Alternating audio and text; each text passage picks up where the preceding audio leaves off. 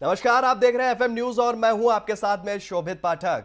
Bulletin की शुरुआत करेंगे अहम खबर के साथ। विकासनगर में पुलिस ने गौरा शक्ति ऐप के बारे में आसाराम वैदिक इंटर कॉलेज के बच्चों को जागरूक किया और नशा मुक्त के बारे में भी जानकारी दी। आपको बता दें कि पुलिस विभाग के अधिकारियों ने बच्चों को ऐप के इस्तेमाल और उससे जुड़ी हुई बातें समझाई और इस मौके पर पुलिस क्षेत्राधिकारी संदीप नेगी और कोतवाल शंकर सिंह बिस्ट भी मौजूद रहे।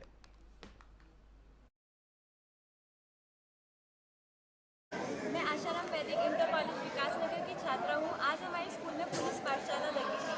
आज हमें यहाँ पे पुलिस वाले अधिकारियों ने हमें आकर ये बताया कि हम लोगों को नशे से दूर रहना चाहिए। उन्होंने नशा मुक्ति अभियान चलाया था, उसके तहत वो हमें ये समझाना चाहते हैं कि हमें नशे से दूर रहना चाहिए। साथ ही में हमारे आसपास के क्षेत्रों में अगर कोई नशा करता है तो उसके लिए हम लोगों को सख्त से सख्त खिलाफ उसकी आवाज़ उठानी चाहिए और पुलिस प्रशासन को उसके बारे में बताना चाहिए।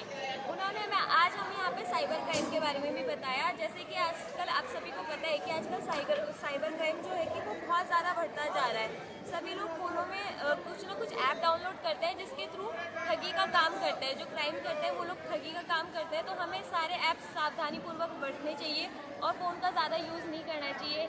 यातायात के बारे में बताया कि आजकल यातायात के द्वारा बहुत ज़्यादा घटनाएं हो रही हैं जिसमें कि 18 साल से कम बच्चे गाड़ी चला रहे हैं जो कि दुर्घटना का शिकार हो जाते हैं। तो उन्होंने हमें बताया कि जब तक आपके पास लाइसेंस ना बन जाए आपका, तब तक आप लोगों को गाड़ियाँ नहीं चलानी चाहिए और अपने माँ बाप मम्मी और पापा से पूछ कर ही यातायात को हम लोगों को ड्राइव करना चाहिए। पहले हमें ड्राइविंग करने से पहले हमें सीखना चाहिए। आपका नाम? मेरा नाम हेमा ठाकुर है।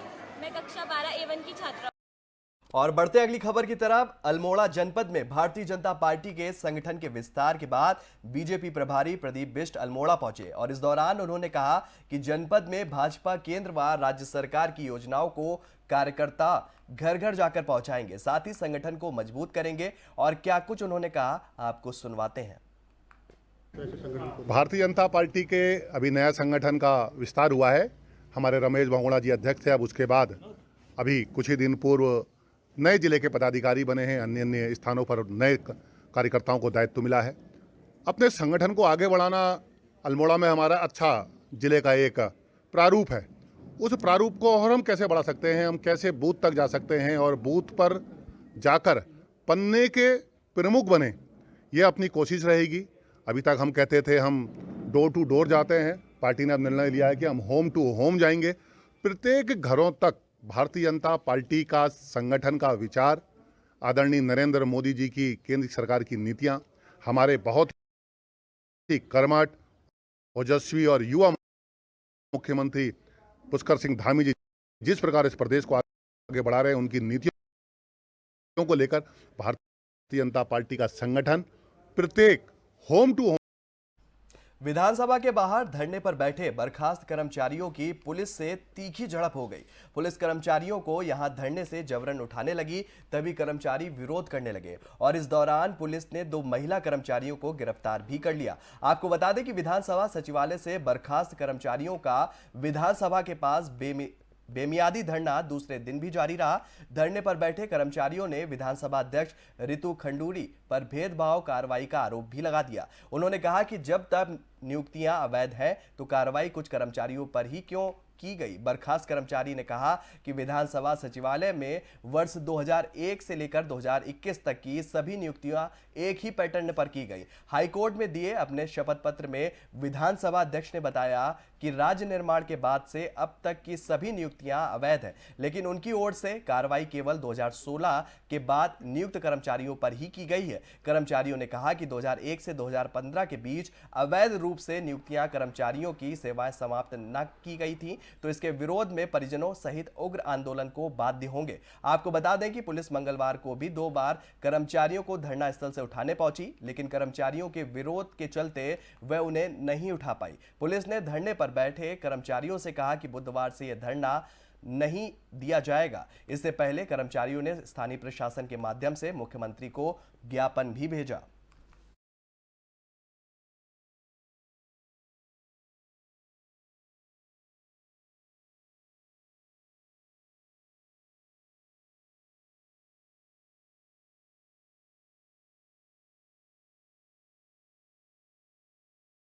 और बढ़ते हैं अगली खबर की तरफ। रुड़की के पिरान कलियर में एक सनसनीखेज मामला सामने आया है, जहां एक महिला के प्रेमी ने उसके बेटे को मारकर नहर में फेंक दिया। वहीं पुलिस ने आरोपी को गिरफ्तार कर मामले का खुलासा भी कर दिया है। पुलिस को पूछताछ में पता चला है कि आरोपी पेशेवर अपराधी है और उसके खिलाफ दिल्ली और मेरठ में हत्या, चोरी, लूट समेत अन्य धाराओं में 9 मुकदमे दर्ज हैं। एसपी देहात स्वप्न किशोर सिंह ने बताया कि 17 दिसंबर को कंट्रोल रूम पर एक महिला के द्वारा छोटे बेटे की हत्या का आरोप बड़े बेटे पर उसने लगाया था। जांच पर पता लगा कि महिला जिसे बड़ा बेटा बता रही थी, उसके साथ वो लिव इन रिलेशनशिप में रह रही थी। महिला ने बताया कि शनिवार की रात को उसका प्रेमी कासिफ उर्फ गोविंदा नशे में आकर गाली गलौज करने लगा, जिसके कारण वह अपने 12 साल के छोटे बेटे को कमरे पर छोड़कर दरगाह चली गई। सुबह कमरे पर आकर देखा तो कमरे से दोनों ही गायब थे। मामले को लेकर पुलिस ने शिकायत भी दर्ज कराई। वहीं पुलिस ने सीसीटीवी फुटेज के आधार पर आरोपी को गिरफ्तार कर लिया है। अपने छोटे बेटे 12 वर्षीय नाबालिग की हत्या उसके बड़े बेटे के द्वारा किए जाने की सूचना थाना कलियर पर दी थी। इस संबंध में तत्काल टीमों का गठन किया गया और सुरागरसी पतारासी की गई। तो ये जानकारी प्रकाश में आई कि जिसे वो अपना बड़ा बेटा बता रही थी, वो वस्तु उसका प्रेमी है और वो उक्त अभियुक्त कासिफ को आज पुलिस टीम के द्वारा गिरफ्तार किया गया है। जानकारी उसके द्वारा स्वीकार दी गई कि वस्तुतः वो महिला के ऊपर शक करता था और इसीलिए उसे सबक सिखाने की नीयत से उसने उसके 12 वर्षीय बेटे की हत्या कर दी।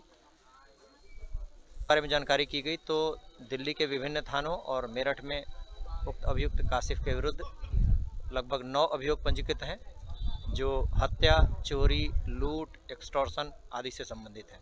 अपने छोटे बेटे 12 वर्षीय अल्मोड़ा सोबन सिंह जीना विश्वविद्यालय परिसर का वार्षिक दिवस आयोजित किया गया, जिसमें रंगारंग सांस्कृतिक कार्यक्रम भी आयोजित किए गए। वहीं छात्र नेताओं ने अपने कार्यालय में किए कार्य को प्रमुखता से रखा। साथ ही परिसर के छात्र संघ चुनाव की अधिघोषणा जारी कर दी गई। इस दौरान छात्र कल्याण अधिवक्ता ने बताया कि 22 दिसंबर को छात्र पदाधिकारी छात्र संघ पदों का नामांकन होगा।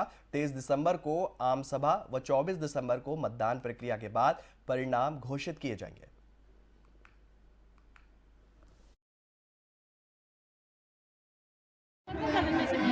आज तो ये वार्षिकोत्सव हो रहा है। ये वार्षिकोत्सव का जो उत्साह है आप देख रहे हैं। और इसके बाद जो अधिसूचना जारी हो गई है, उसमें हमने प्रोग्राम बता दिए हैं। वो 21 तारीख को जो है आज वार्षिकोत्सव था, कल 22 तारीख को नॉमिनेशन होगा और नाम वापसी भी कल ही होगी। 23 तारीख को हमारी गैदरिंग है और 24 तारीख को हमारा इलेक्शन और घोषणा, दोनों चीज़ें होंगी। क्या पूरी तैयारी क्या की गई है? तैयारी हम संविधान के तहत अपनी पूरी तैयारी कर चुके हैं। अब ये हमारे लिए चैलेंज है, अभी कुछ देखना है उसमें कि कैसे करेंगे, लेकिन हम संविधान से बाहर नहीं जाएंगे। ये मैंने अनाउंस भी कर दिया है और मैं खुद भी चाहती हूँ कि संविधान से हटकर हम किसी भी कार्य को ना करें। और बढ़ते हैं अगले खबर की तरफ। अल्मोड़ा शहर में तहसील को वापस लाने के लिए पिछले 1.5 महीने में आंदोलन चल रहा है। लोगों का कहना है कि जिला प्रशासन द्वारा सकारात्मक परिणाम अभी तक नहीं मिला है। वहीं व्यापार मंडल सहित अलग अलग संगठनों के लोगों ने जिला प्रशासन व सरकार के खिलाफ धरना प्रदर्शन भी किया है और मांग की है कि तत्काल तहसील को मल्ला महल में स्थापित किया जाए। वहीं संगठनों का कहना है कि अगर समय रहते हुए जिला प्रशासन की कार्रवाई नहीं होती है तो उग्र आंदोलन भी किया जाएगा। हमारा जो तहसील को वापस मल्ला महल में स्थापित करने को लेकर 1.5 महीने से हम लगातार आंदोलन कर रहे हैं। हम चाहते हैं कि जो हमारी ऐतिहासिक तहसील है, जो 1817 से हमारे कलेक्ट्रेट में स्थापित थी, पुराने कलेक्ट्रेट में, वो वापस मल्ला महल में स्थापित किया जाए। हमने इस संदर्भ में माननीय जिला प्रभारी मंत्री से भी, मुख्यमंत्री जी से भी वार्ता की थी और उनको समस्त अल्मोड़ा की जनता के हस्ताक्षर और अल्मोड़ा से लगती हुई जितनी हमारी ग्राम सभाएं हैं, इनके ग्राम प्रधान, ब्लॉक प्रमुख, जिला